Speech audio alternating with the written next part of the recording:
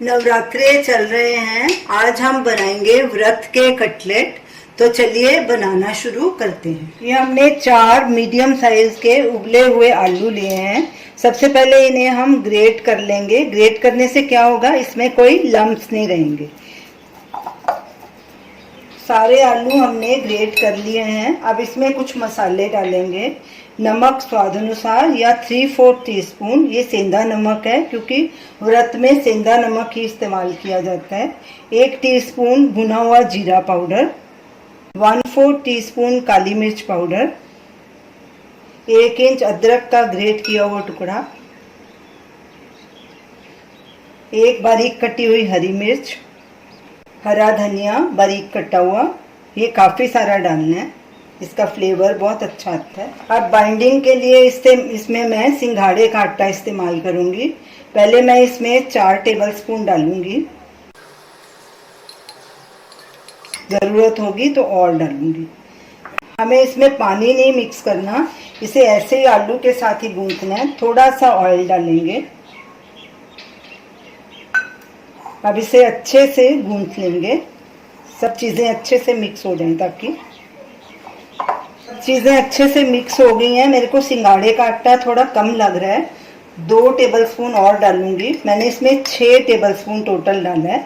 आप इसमें कोई भी आटा डाल सकते हैं, कुट्टू का, सिंघाड़े का, राजगिरे का। अब इन्हें अच्छे से फिर से मिक्स कर लेंगे। पानी बिल्कुल भी नहीं डालना, आलू के साथ ही ये गूंथा जाएगा। सारे डो के मैंने 2 पेड़े बना लिए हैं। अब हाथों को थोड़ा ऑयल लगाएंगे और इन पेड़ों को चपटा करेंगे।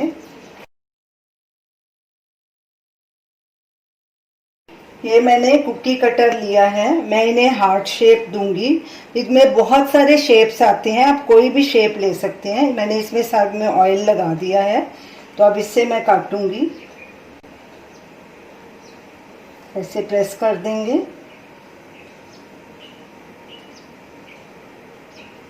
और ये देखिए ऐसे हार्ट शेप का बन गया। इसी तरह सारे कटलेट तैयार करके प्लेट में रखते जाएंगे।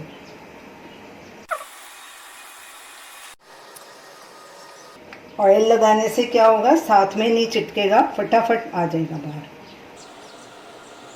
इसे थोड़ा प्रेस करके इसको लेवल कर लेंगे।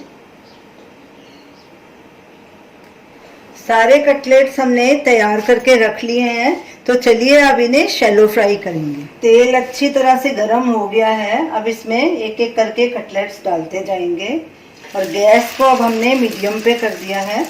इन्हें उसी वक्त हिलाना नहीं है, थोड़ी देर बाद इसे पलटी करेंगे। एक बार जितने पैन में आएंगे उतने डालेंगे, बाकी दोबारा इसे फ्राई कर लेंगे। पैन को ऐसे हिला के इनके ऊपर भी ऑयल डाल देंगे। तेल अच्छा गर्म होना चाहिए, ठंडा नहीं होना चाहिए। ये देखिए कटलेट्स की साइड्स ब्राउन होनी शुरू हो गई है। अब इन्हें पलटी करेंगे। गैस को मीडियम पे ही रखना है, ऊंचा नहीं करना, नहीं तो आपके कटलेट्स जल जाएंगे। ये देखिए कितना बढ़िया कलर आया है।